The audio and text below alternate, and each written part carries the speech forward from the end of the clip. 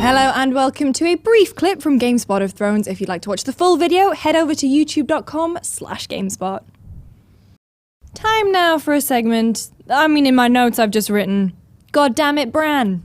Because, I mean, we said this a couple weeks ago, right? That everything in Westeros is pretty much Bran's fault. And now, confirmed, everything is Bran's fault. So, I mean, in this episode alone, he caused the death of Summer, Leaf, all of the children in the forest. Children in the forest. So they're pretty much extinct now. I mean, it was set up. They were like, oh yeah, they created the White Walkers, so they did the bad thing, and now they're all dead. But it was Bran's fault. The Three-Eyed Raven, that was Bran's fault. Time was going to do that for us, though. That's true. And Hodor. So thanks, Bran. But what's also kind of definitely been confirmed now is that not only can Bran seemingly travel through time with his dreams, he can influence people, he can be heard, and he can also be touched. So where else in the series could he have been? I think we were saying, so Mad King Aerys, but just before he threatened to burn King's Landing. He said the same thing he'd been saying for hours. Burn them all. Do we think that was a Bran joint? Oh, like 90% a Bran joint. I think we've seen in the trailer something that might be a flashback to Jaime doing his Kingslayer thing. I think there's definitely going to be a flashback around then, and if Bran's already there, he might as well mess everything up. There's an interesting theory about, because I mean, a lot of the Starks are called Brandon. There was Bran the Builder. There was his uncle who's also called Bran. And it's sort of interesting that there was a story read to them by Old Nan where she keeps confusing the Brans. And so now people are like, wait, what if all the Brans are the same? Which is kind of blowing my mind. What do we think? Is that... I think that might be a bit far. I think he could be one of the Brans. Definitely maybe the young Bran. Bran the Builder, I think he could easily be.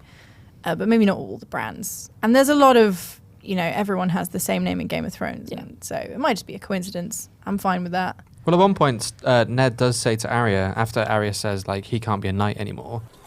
No. But someday, he could be Lord of a Holdfast. He'll sit on the King's Council. Or he might raise castles. Like Brandon the Builder. So that could just be some insane foreshadowing, or maybe it's just a throwaway comment. I mean, to be honest, with the whole Hodor revelation, like foreshadowing. True. So anything is possible. And speaking of Bran the Builder, I think it's time to talk about the wall, because I'm getting this really weird feeling that it's gonna come tumbling down soon. It was built. It's you know, a load of ice, but also magic. And it means that the White Walkers can't come past it. Pretty much like where the Three-Eyed Raven was. They couldn't come past the magic. But now that Bran's been touched, that magic seemingly doesn't work in areas that he's in. So basically, if he goes past the wall now, does that mean that the White Walkers can follow him? Is that why the Night's King kind of let him go at the end? I think that could be the big cliffhanger of this series. Yes. Something to do with the wall, something to do with the White Walkers coming past a certain point. Yeah. And it's a song of ice and fire. They're definitely the ice. It's going to happen. Also, the last thing that Jon says to Dolorous Edd when he leaves the wall is, Don't knock it down while I'm gone. I'll do my best. so Jon sort of... I don't want it to be Ed's fault. It's not Ed's fault, but Ed's might be like, Ed and like the 30 dudes that are left might be the only ones there. End on a nice round number, 1000th Lord Commander. Might as well. Yeah. But also it's interesting to see where Bran's going to go from here. Because in the books they were supposed to meet Coldhands, who is kind of this half... I guess we don't really know. He's kind of like a White Walker, but he's sort of he's kept his human side.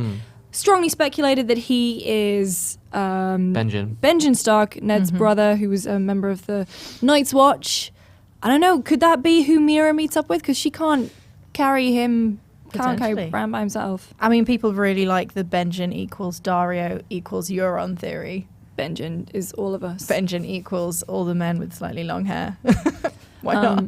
But no, I think this is pretty much, we're finally getting more of a like a road map of where the series is heading now. So if the wall does come down, the ice definitely comes down with it. They'll come further and further south.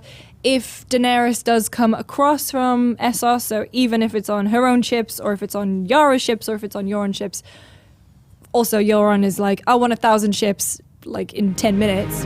Build me 1,000 ships, and I will give you this world.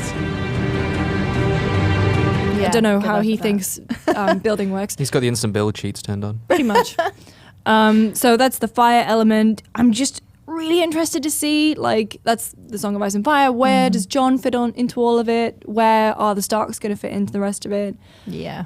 Man. Just want to see some dragons melt some ice dudes and set some zombies on fire.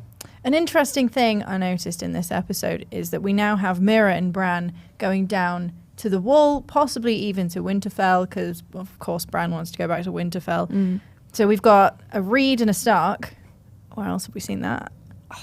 I swear to God, if we don't discover what's in the Tower of Joy, Yeah. I'm gonna riot.